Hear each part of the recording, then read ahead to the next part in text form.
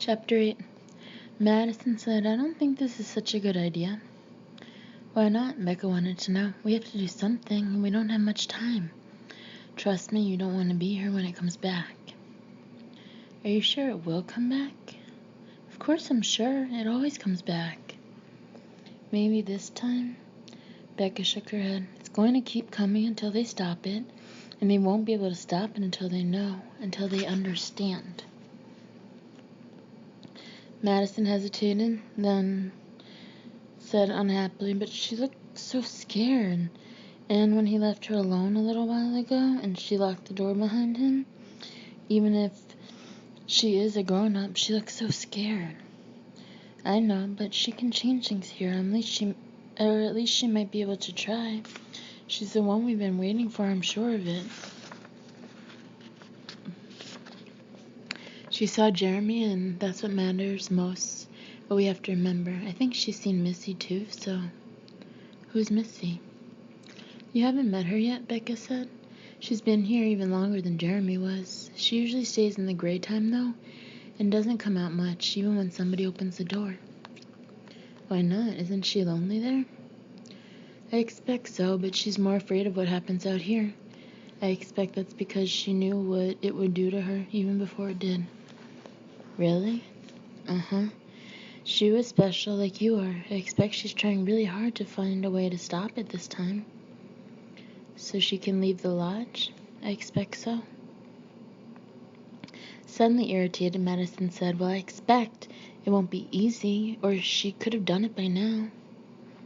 Becca chuckled. "Does it get on your nerves, me saying expect so much? My mama always said it. Used to get on my nerves, too. Now I like to say it. I suppose it's because it reminds me of her." Her ready sympathy stirred. Madison said, "Your mama isn't here?" "Not here at the lodge. She's on this side of the door, but I can't see her, of course. Can't talk to her. We were just supposed to stay here a little while, her and my brother and me.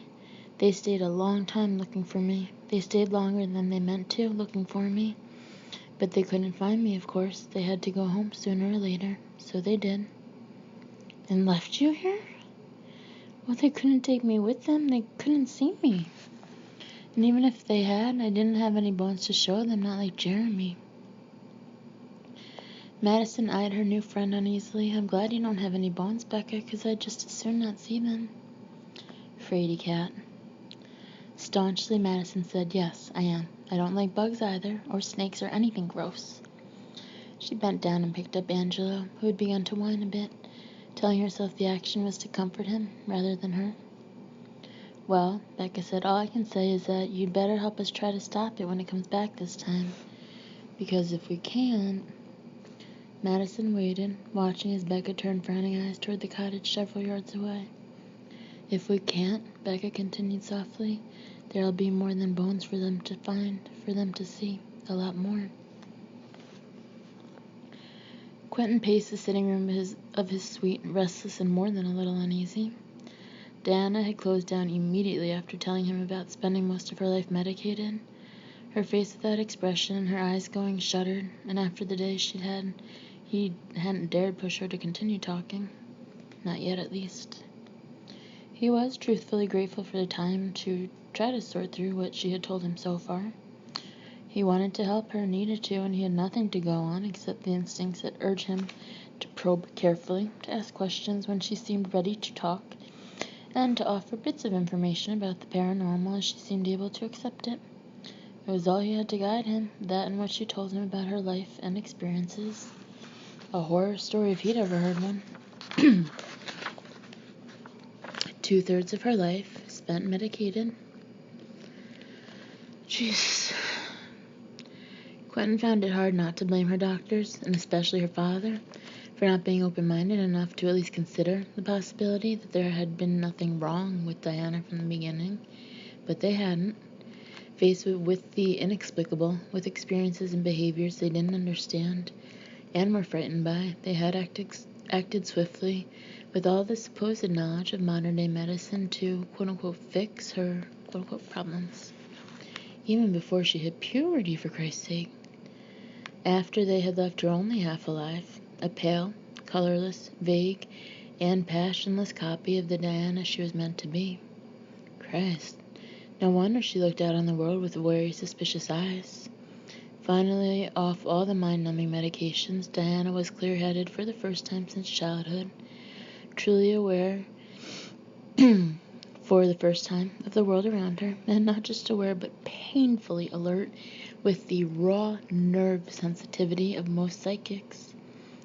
She knew now, no matter what she was willing to admit aloud or even consciously, she knew now that she had been kept half alive, less than that.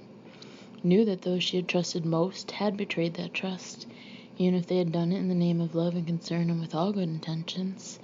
They hadn't kept her safe, they had kept her doped up and compliant, they had sought to hammer away all the sharp, unique edges that made her Diana, so she could be healthy like everybody else. It had been in her voice when she told him, a haunted awareness of all she'd lost. I'm 33 now, you do the math. He thought it must have been like waking from a coma or a hazy dream to find that everything that had gone before had not been real.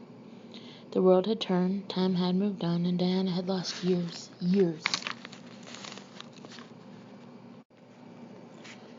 Quentin paced a while longer, more rather than less restless as time passed.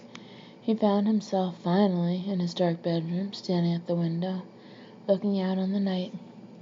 And it was only then that he realized he could see Diana's cottage from here, his third-floor suite high enough to overlook the shrubbery and ornamental trees between the lodge and her cottage. Watch. He went still, holding his breath as he tried to concentrate, to hear the faint whisper in his mind. You have to watch tonight.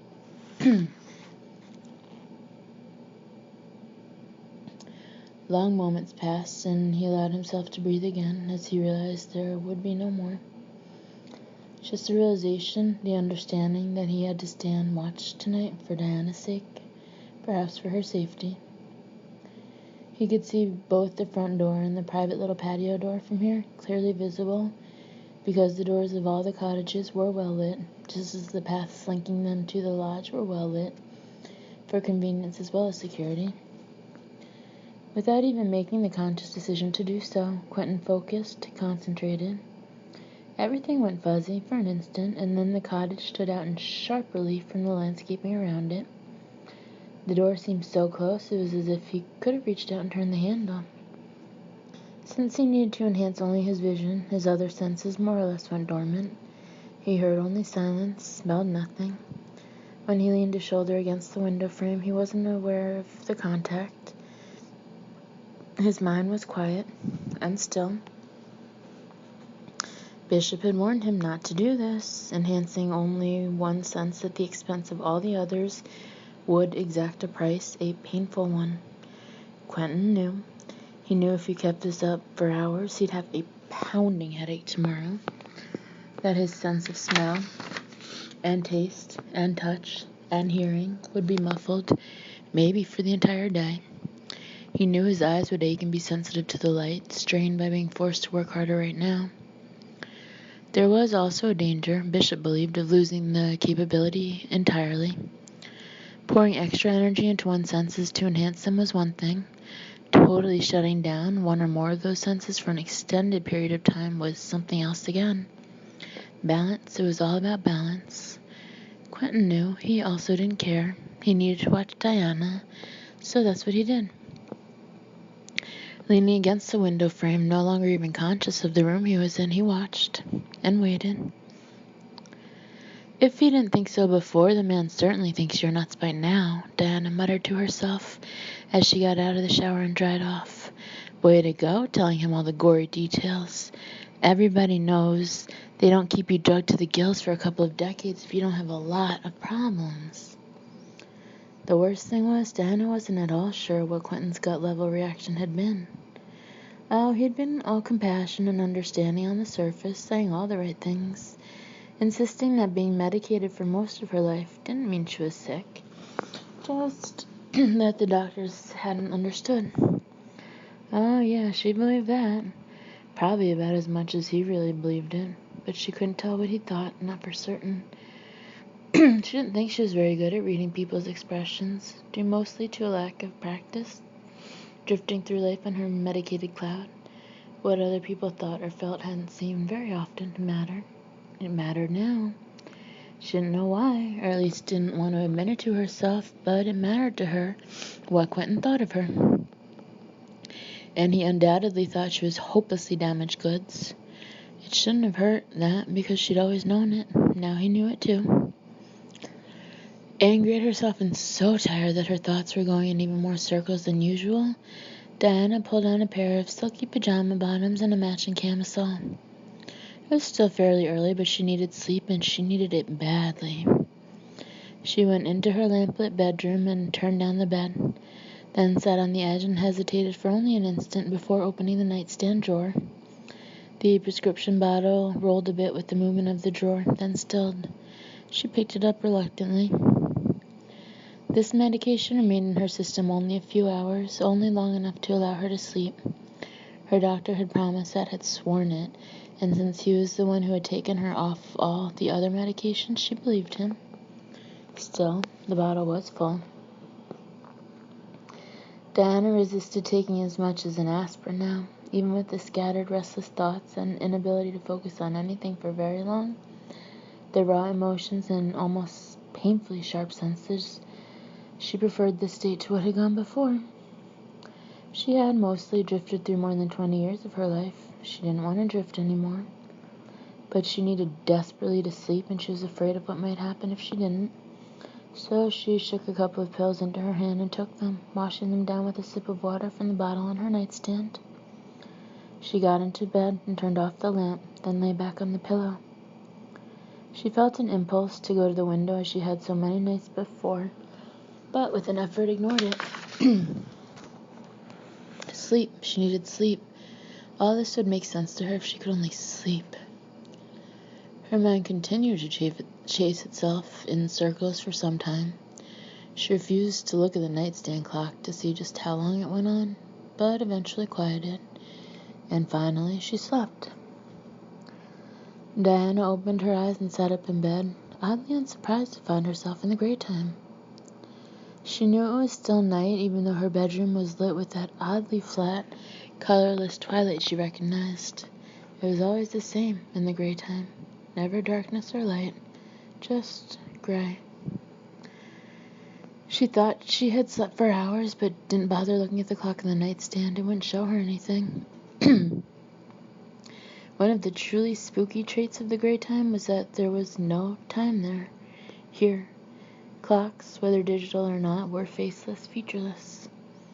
Wherever this place existed, it lay somewhere outside time. Diana had figured out that much. Yet she also had the sense that it was a place of movement, a place between the living world she knew and whatever came after it. Not the spirit realm Quentin had spoken of, not exactly. More like the doorway, the corridor, connecting the two worlds. She threw back the covers and got out of bed, aware of the chill of her room, a chill that even seeped upward through the plush carpets so that her feet felt like ice. She knew she should find her slippers or shoes, find a jacket or at least a robe. It didn't bother. It wouldn't make a difference, she knew that. It was always cold in the gray time, cold to the bone. Diana left her bedroom vaguely interested to see how featureless the cottage seemed without color or shadows, but not interested enough to stop. There was somewhere else she had to be. She left the cottage, stopping on the path that led from her door, waiting. The lights out here looked strange and dull, not bright, but merely a paler shade of gray. The shrubbery and flowers planted in pots and beds all around the cottage were eerily still, and held that same one-dimensional appearance like a grayish copy of a picture that had once held vivid color. Not a breath of air stirred the cold twilight, though a faint, slightly unpleasant smell lingered. It wasn't something Diana had ever been able to identify, though it was somehow familiar. There were no night sounds, no pulse of life. There never was. Diana. She turned slightly and looked at the little girl, standing several feet away. A pretty child with what seemed, in the colorless grayness, to be very fair hair, surrounding a heart-shaped face. Hello, Diana noted the hollow sound of her own voice, the almost echo. Different from the child's voice, which was perfectly clear. That also was normal for the great time. You have to come with me, the little girl said. Diana shook her head slightly, not negation but impatience. The last time I followed one of you, it was to a grave. The little girl frowned. But Jeremy was on the other side, your side. You know the difference, and you know the rules. Diana did know, and quite clearly. In the great time, her memory was perfect, her understanding absolute. For all its eerie strangeness, the great time was a place in which she felt in control, but she also knew the dangers involved. I know this is not a safe place for me to be in between two times, two worlds. You can't stay long, the little girl agreed. Keeping the door open is dangerous. That's one of the rules. And if you close it while you're still inside, you'll be trapped here. I don't expect you'd like that. No, I don't expect I would.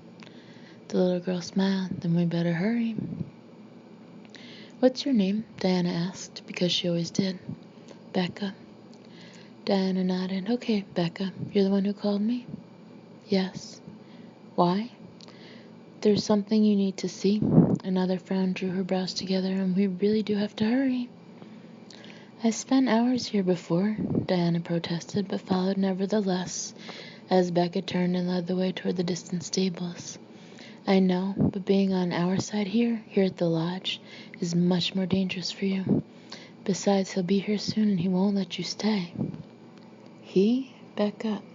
This way. Hurry, Diana. Knowing from long experience that protest was useless, Diana followed her guide. They were always like this, taking her places, insisting that she see what they wanted to show her, do what they asked of her, just listen to them. She had listened to a lot of them over the years. Why is it more dangerous for me to be here while I'm at the lodge? She asked, hoping for at least one answer. Because it started here. What started here? Everything? Diana wondered if she'd expected the answer to make sense. Tough luck if she had. Becca, I don't understand. I know, but you will. Diana picked up her pace, since Becca definitely had, and followed the little girl into the first of 3 barns making up the lodge's stables. They walked down the long, silent hall, past stalls with their half-open Dutch doors. Diana didn't have to look to know that each stall appeared empty. She also knew there were a dozen horses stabled here. Here, in this barn at the lodge, not here in the gray time. It had taken her a while to get accustomed to that. There were no animals here, not because they lacked whatever energy or spiritual essence survived death, Diana believed, but because non-human creatures seldom lingered in the gray time, caught between two worlds, due to guilt or anger or unfinished business. Only people did that. Not much farther, Becca said over her shoulder. Becca, is this about you? I called you, didn't I? We both know that doesn't mean anything. I had one guide who called me a dozen times, and it was never about him. Becca stopped about halfway down the hall and turned to look steadily at Diana. This time it's about you. Me? Yes. What do you mean? Diana crossed her forearms over her breasts and rubbed her upper arms with her hands, trying to fight off the chill. Not that it helped, it never did. You were always meant to come here, Diana, to the lodge. You've been tied to this place your whole life. How could that be? I've never been here before. Connections. Is that supposed to make sense? Because it doesn't. Becca shook her head slightly, but said, Things have to happen the way they happen, when they happen. Do you think it was an accident that the doctor took you off all the medicines when he did? That there's been just enough time to get your mind clear and all those chemicals out of your body? Just enough time? Enough time for you to be ready when you came here. Diana was conscious of a new chill, a deeper one. There was something wrong here, something different. She had talked to guides for more than 20 years, and this wasn't the way those conversations had gone. Like Jeremy and his bones, most of them had needed her to act on their behalf, to find something for them, to pass on some sort of information, to finish their unfinished business. It wasn't about her. It was never about her. Becca nodded as though she had heard those unspoken thoughts. Feels different, doesn't it? That's because you're here, really here, in the flesh. You could do it sometimes before when you blacked out, but never when you were asleep. When you were asleep, it was just like a dream. Only a part of you was here, on this side. The medicines mostly kept the rest of you from crossing over. I'm not dead, Diana said slowly. No, of course not. That's not what this is about. It's time, Diana. Time for you to start remembering the places you go to when you sleep or black out. Time for you to realize what you can do, what you've been doing most of your life. Time to come here and meet him and begin to find the answers you need. It's all part of your journey. Confused, Diana said, but I won't remember. When I'm awake, I never remember. You never remembered before because of the medicines? They couldn't keep you from doing what you had to do, but they could keep you from remembering. Think about it. You haven't blacked out since they took the medicines away. The drawing, the painting. He explained to you. That was different from the blackouts. That was just like a kind of daydreaming. Diana was silent. If you let yourself remember now, let yourself understand and believe, there won't be any more blackouts, Diana. There won't need to be. It'll still be easier to open the door and come here when you're asleep, but you'll be able to do it when you're awake, whenever you want to, if you believe. It's not that simple. Isn't it? You're halfway there. You've been remembering your dreams, Becca said. Nightmares, Diana said involuntarily, and I don't remember. They scare me. They're supposed to. That young, grave, sweet voice sent another of those deeper chills darting through Diana, and she fought and urged to take a step back. Instead, she said, You called me, brought me down here. Why? To show you something, so you'll really start to believe. Show me what? A secret place. Becca, there are secrets everywhere, Diana, remember that? She pointed off to the side where the door to this barn's tack room stood closed. One of them is in there. Tell him to look for it. Tell him it's hidden there. What's hidden there, Becca? The little girl tilted her head to one side, her expression solemn. In the attic, too? There's something you need to see up there. It's important, Diana. It's very important. Why? The question had barely emerged when a sudden flash made Diana blink. For an instant, just a split second, she thought she smelled hay. Thought the grayness all around her changed. Becca, why? She repeated quickly. Because it's the truth, and you need to know the truth. Until you know that, you won't understand what's happening here. Another flash brought Diana the smell of hay and horses and the sight of fluorescent lights stretching down the barn's hallway. She felt a sudden warmth grip her upper arms and realized instantly what was happening right now, this moment. She was being pulled back. Becca, what is it? What is the truth? Another flash, then another. She could see Quentin now, in the flashes, standing before her. I can't tell you, Diana. You have to find it out for yourself. You and him. You need him because... It's coming, Diana said as she opened her eyes. What's coming? Quentin demanded, his hands tightening on her bare and chilled upper arms.